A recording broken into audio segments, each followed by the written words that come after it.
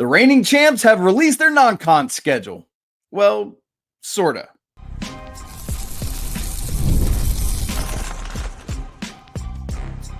You are Locked On College Basketball, part of the Locked On Podcast Network.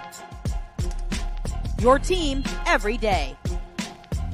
Hey there, what's up? Happy Thursday. Welcome into the Locked On College Basketball Podcast, the only daily national college hoop show out there. I'm your host, Isaac Schade. You're joining me at the place to get your college basketball content every single day. It's all part of the Locked On Podcast Network. Thank you so much for making us your first listener watch to get your Thursday going the right way. I want to remind you, you can catch every episode ad-free on Amazon Music. Today's episode is brought to you by Monarch Money. Take control of your finances with Monarch Money. Use code LOCKEDONCollege at monarchmoney.com for 50% off your first year. Special shout out to all the everydayers joining us today and all the great members of the Locked On College Basketball Discord. Great to be together. Joining me today is our good buddy, Leif Thulin. I have pulled him away from the grass courts of Wimbledon, England, to come and hang out and talk college basketball. For those of you who don't know, Leif, in addition to loving college basketball, is tennis obsessed and a great tennis player in his own right, I should add. We are rocking the same hat today, albeit Leif forward and me backward. So you know that means it's going to be a great show. Talking about, by the way, we've got two different non-con schedules to unpack for you today. We're going to start with the reigning champion Florida Gators, who have kind of given us their non-con. Then we'll move to Indiana and the first non-con schedule of the Darryn DeVries era.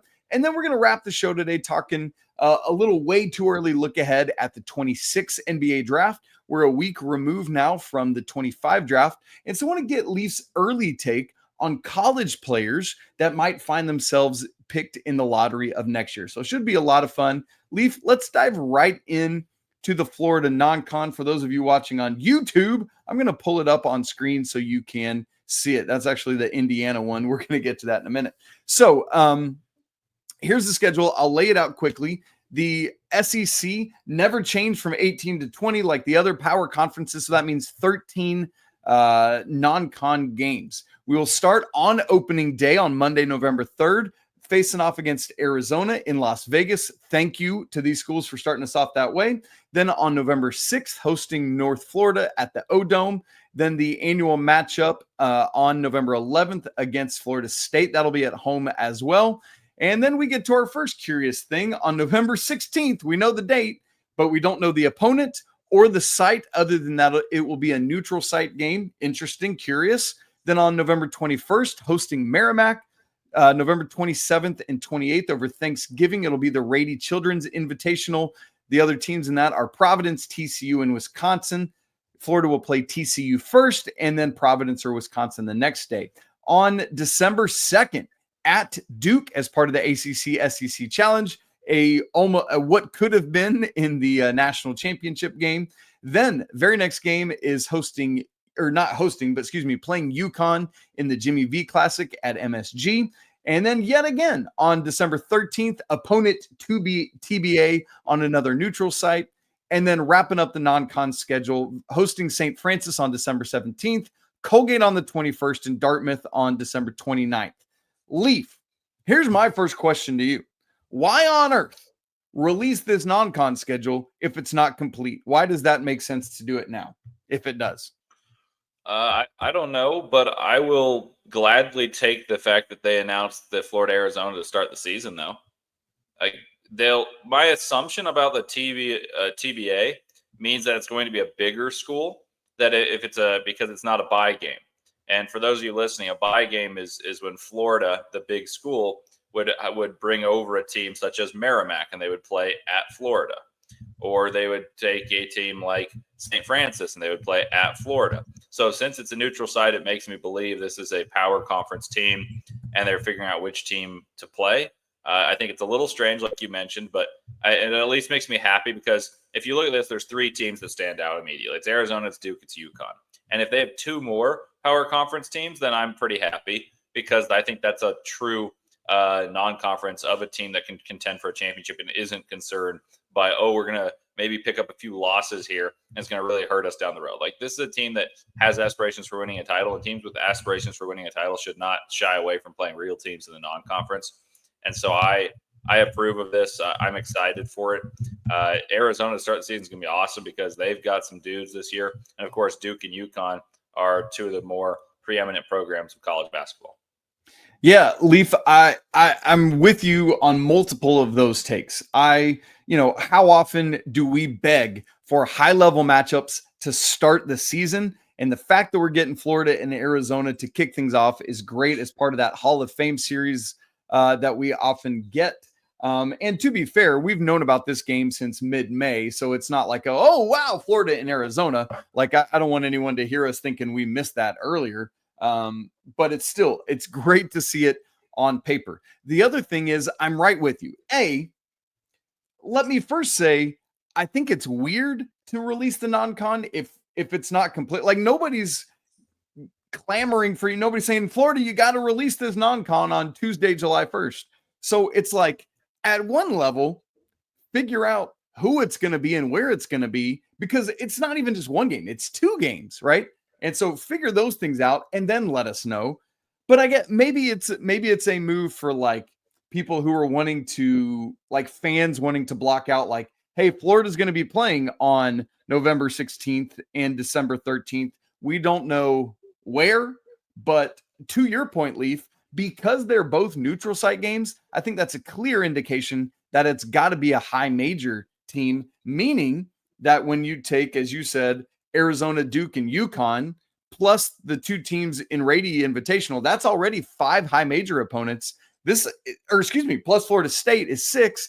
I think 8, that means 8 of their 13 non-conference opponents are going to be from the high major ranks or equivalency, right? Like it could be a Gonzaga or a San Diego State or something. And I would put that in a similar tier and category. So Leif, like I'm with you. I wish we had the whole schedule, but I like that they are really challenging themselves. And as you said, this is a schedule probably worthy of a team that just won the national championship and returns a whole lot and is going to look to challenge to win the national championship yet again. I agree. And what's interesting is I think they're going to have some warts show in this because they've got a totally different roster. Obviously, Walter Clayton Jr. is going to take a lot of the spotlight, and he's heading to my Utah Jazz. Yes. But he's leaving, but they also have a totally different backcourt. And I think what was underrated last year is they had a slightly different backcourt. They had a transfer in Elijah Martin, but they had very good continuity as well as very good talent on both the front court and the backcourt. This year, their front court should lead the way. I have my skepticism about the way that Xavier Lee and Boogie Fland work together, and honestly about each of them individually. I don't think either are as good as many believe they are. Todd Golden's fantastic at developing guards, even at San Francisco with Jamari Bouye and Shabazz, like all those guys, Khalil Shabazz. And so you look at these guys and you say, oh, they're way more talented than those guys. I just don't necessarily see the fit. So I think they're going to have some losses, more so than you probably imagine for a team that just won the national championship and returned numerous starters.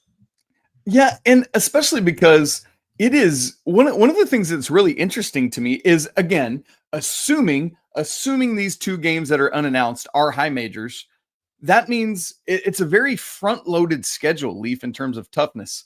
3 of the first 4 are against high majors, Arizona, FSU, and TBA, and 8 of the first 10 games of the season are against high majors, with then St. Francis, Colgate, and Dartmouth providing a nice, a little bit of an easier on-ramp into SEC play. Now, I don't want to talk out of both sides of my mouth.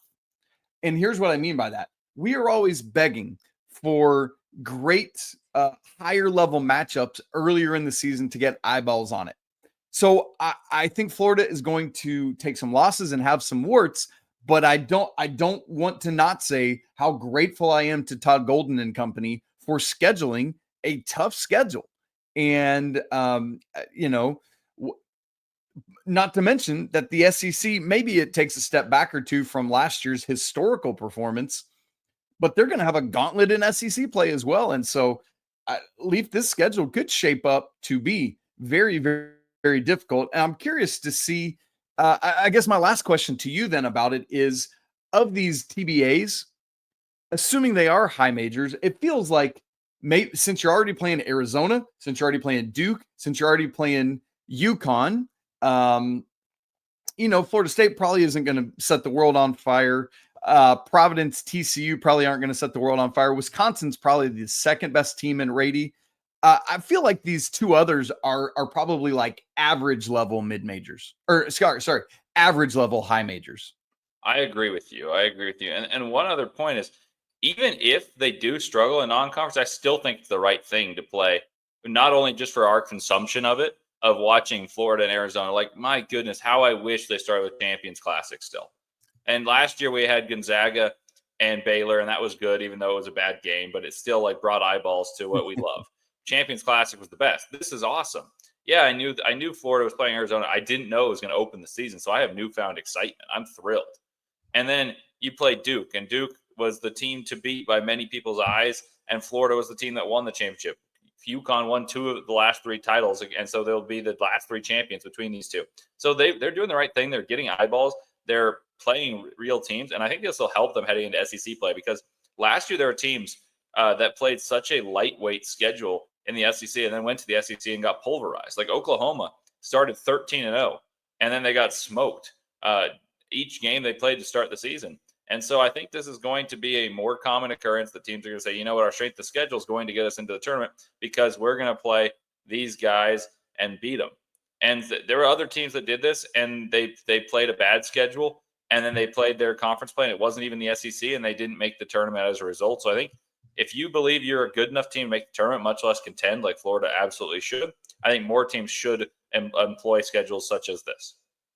Well, Leif, let's turn the page then, because while Florida's schedule clearly indicates how good they think they're going to be, Indiana's is a step in the right direction from last year, but it still leaves a good bit to be desired. We'll look at the Hoosiers non-con schedule in the first year of Darian DeVries coming up in just a second. Right after I tell you about Monarch Money. Do you ever wish managing your money felt easier? With Monarch Money, guess what? It can. Whether you're growing your savings or planning a big purchase, Monarch puts you in the driver's seat. It's like having your own personal CFO giving you full visibility of and control over all of your finances. Monarch Money is more than a budgeting app. It's a complete financial command center where you can track all your accounts, your investments, and your spending in one place. So in addition to managing your money, you're also looking at building wealth. That's great. I've found that I really love having everything financial right in one app. So instead of having to remember to use a bunch of different financial apps or having a folder full of them on my phone, I just go straight to Monarch. That makes managing the day-to-day of it so much easier. So join me, take control of your finances with Monarch Money. Use code LOCKEDONCollege at monarchmoney.com for 50% off your first year. Again, that's monarchmoney.com, code LOCKEDONCollege for half off your first year.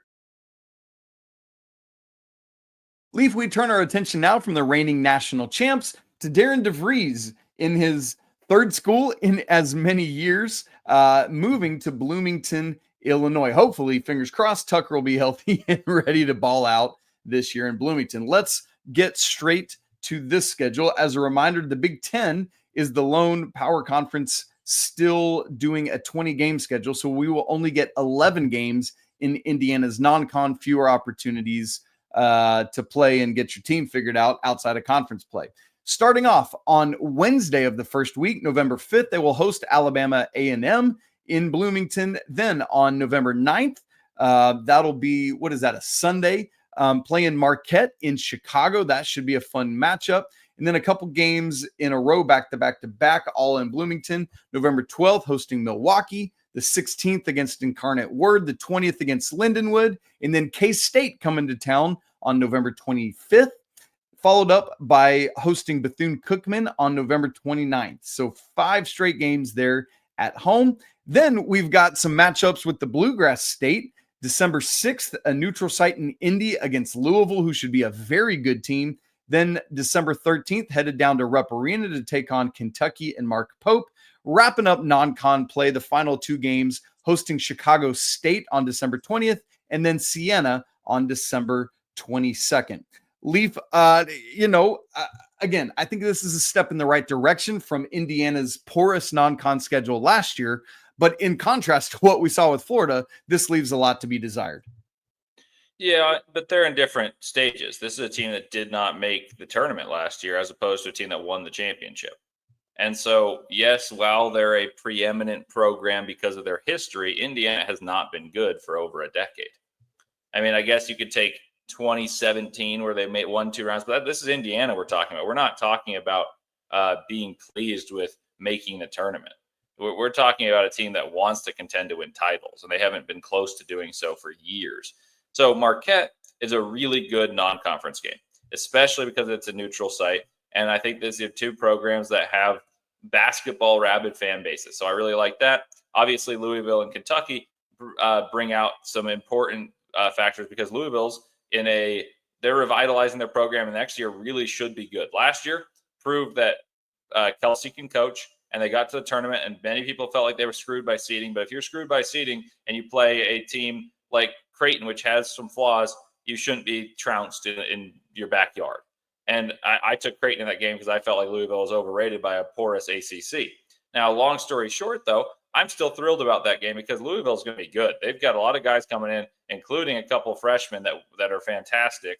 You bring in the freshmen, and you have that rich program and an ascendancy, and then you have the excitement produced by Darian DeVries, and they should win all these games except for the Marquette one. You could make an argument that Kansas State could beat them, but I'm a little bit skeptical of Kansas State. But they should come in with a highly regarded record, and then they play Louisville on a neutral side. Imagine Louisville wins that. But then they go and play at Kentucky, at Rupp, and Rupp, they have so many talented players. I was actually watching a video, and someone said they thought they had 12 NBA players in their roster.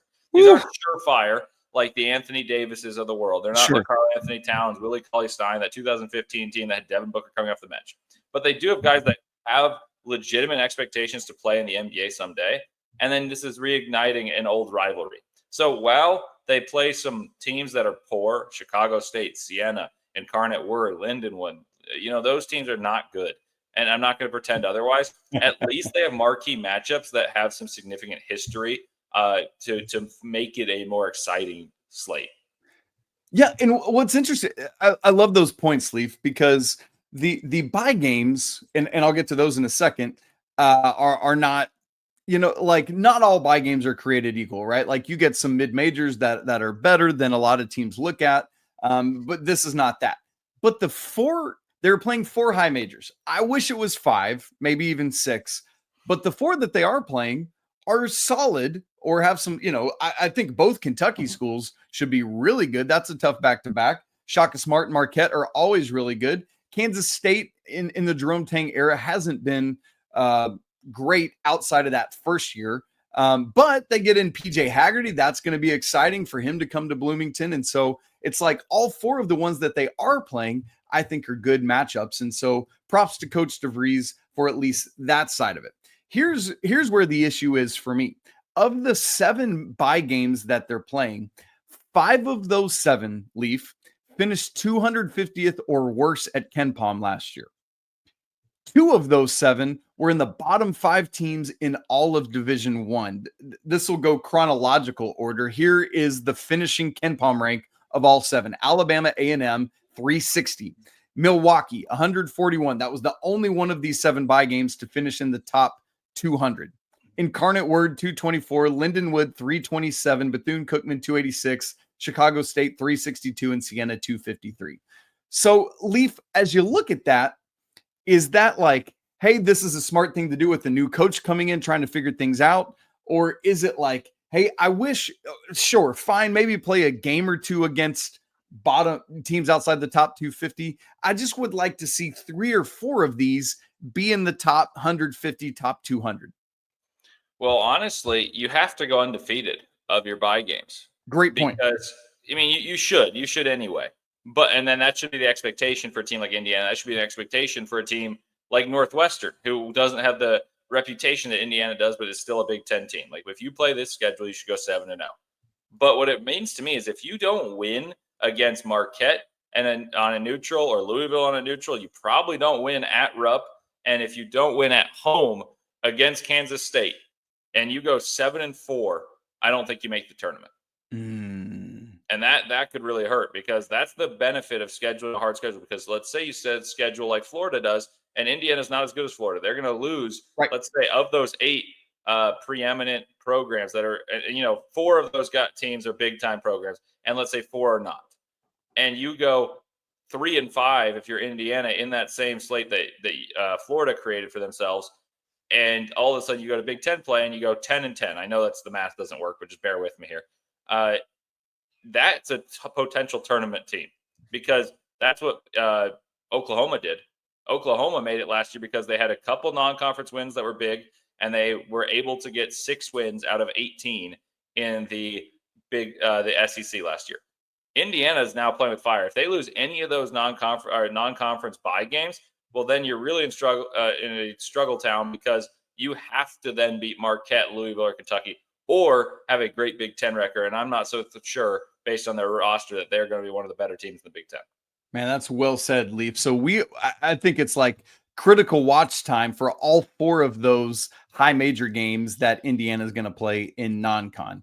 Just one other quick point, and then we'll continue to move on. Reminder that the Big Ten has traditionally, in this 20-game conference era, played 2 conference games as part of the non-con slate. Last year for Indiana, they played on December 1st and December 5th. That would be tough to slot in this year, because they play Bethune-Cookman on November 29th and play Louisville on December 6th. And so maybe they could get 1 in there, but I don't think you can squeeze 2 into that couple-day slot. So we'll see where those Big Ten games fall. All right, we mentioned it earlier, but the 2025 NBA draft is over. And of course, we got to immediately turn our attention to next year. Who is Leif seeing from the college ranks that might find themselves getting their name called in the lottery? We'll talk about that to wrap the show in just a second.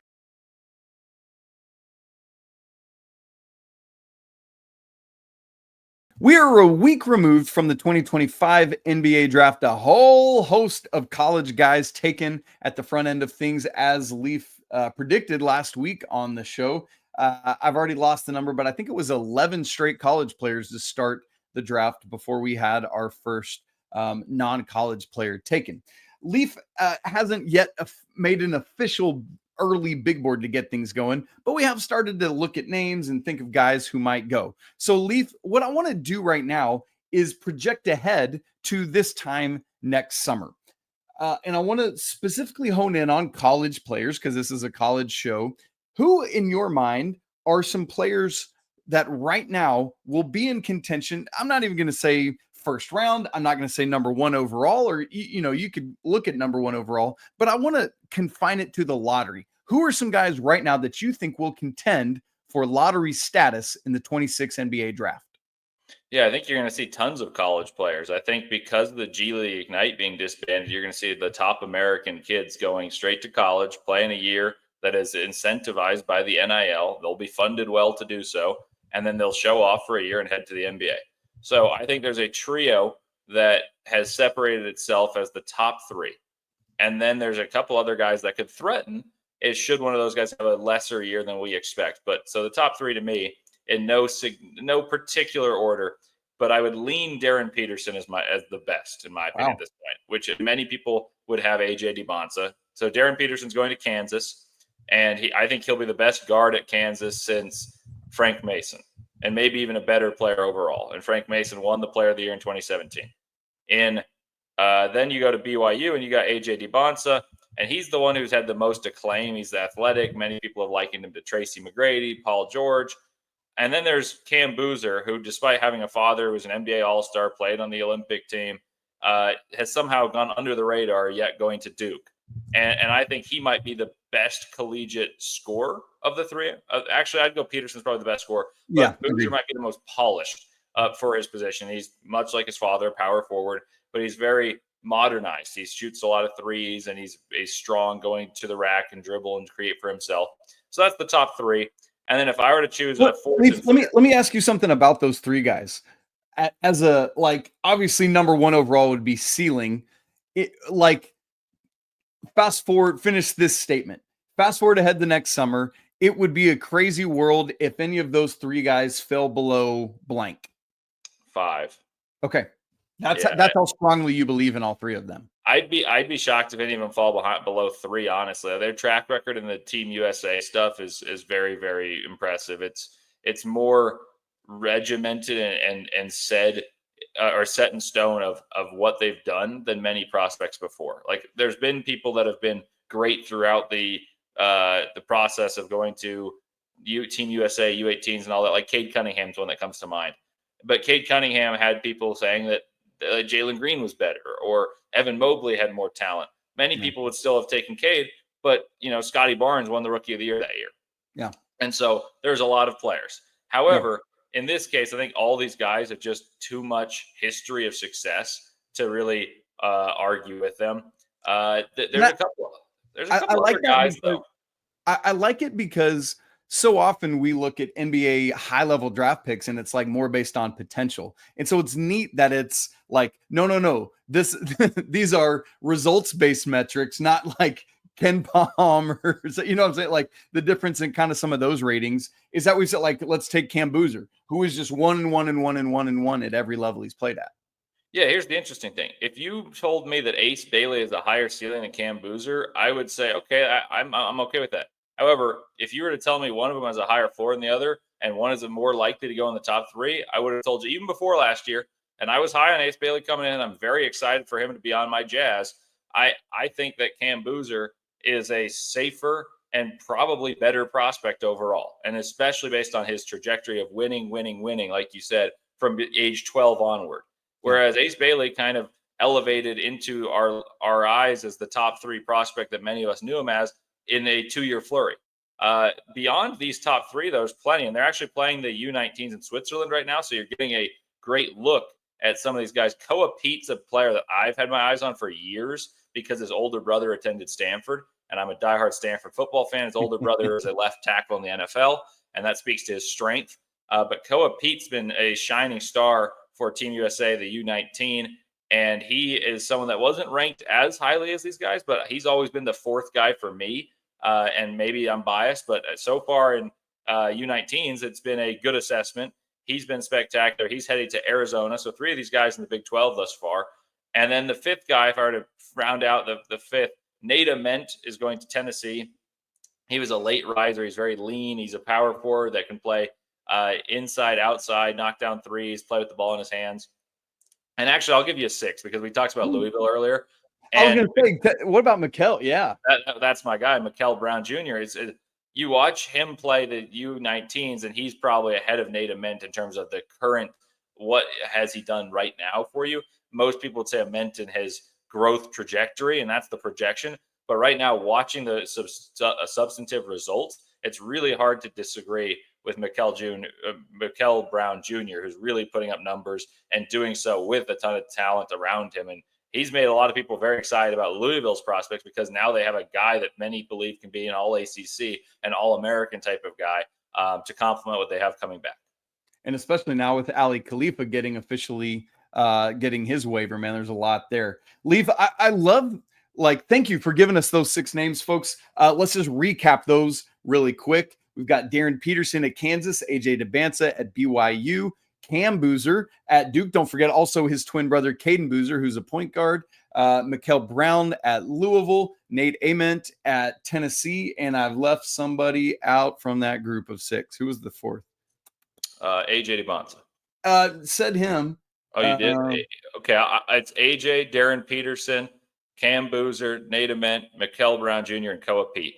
Koa Pete was who I left out at Arizona. So, Leif, what I love is the spread of those guys throughout. As you said, half of them are in the Big 12, but then we've got 2 ACC guys and an SEC guy. And so it's pretty neat to see I think NIL might have a lot to do with that, just the spread of not everybody ganging up at the same place.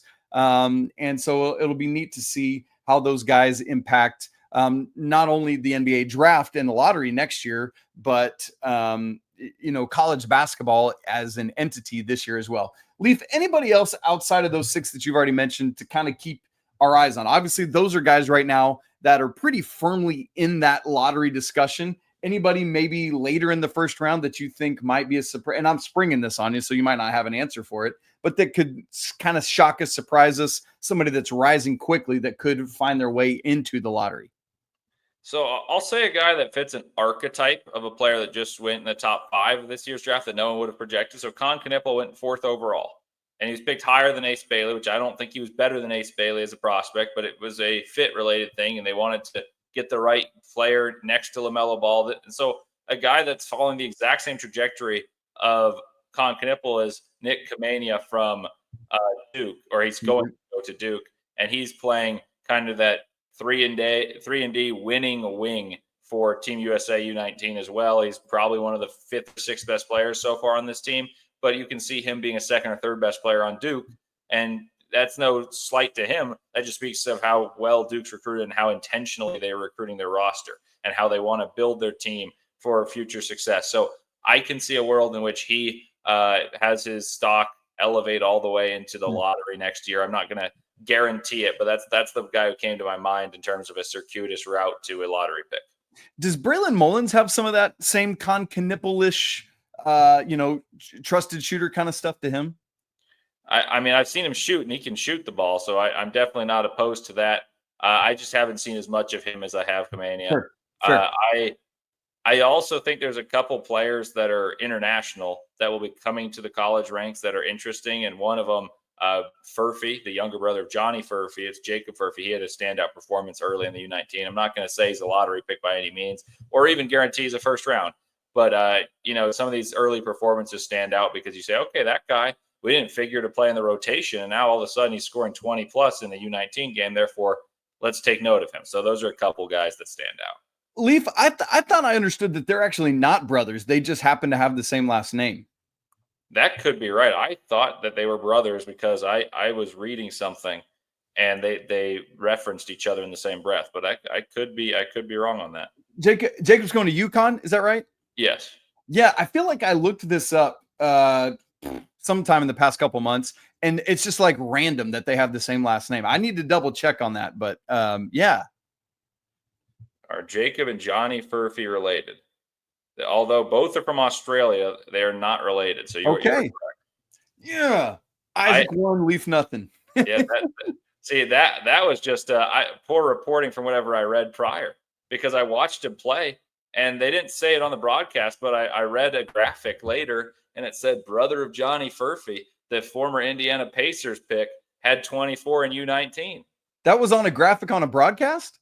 No, the broadcast didn't say it, but on Twitter, the graphic was created. On Twitter, I'm trying. And it said, brother of Johnny Furphy. Is he better than his brother? And it had his stats next to it. So maybe they meant brother and like, hey, we're both from Australia. We got to the boys from down under. The down under thunder. All right, love it. Great stuff, Leif. Thanks for giving us all these names of guys we need to be on the lookout for. I'm excited again about another great crop of freshmen. We had a great crop of freshmen last year in college basketball. Should be another one this year as well.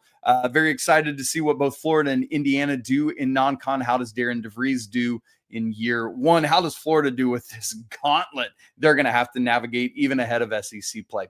Thank you all so much for being with us here on the show. Make sure you are subscribed both on video and audio. If you haven't joined the Locked On College Basketball Discord, we'd love to see you in there as well. That link is in the show notes and it's absolutely free to join. As always, we want to say apologies to the Lawyer family. Let's go Wild Pokes. Cheers to Mick Bruins. And until tomorrow, Andy and I'll be with you to wrap up the week. Peace.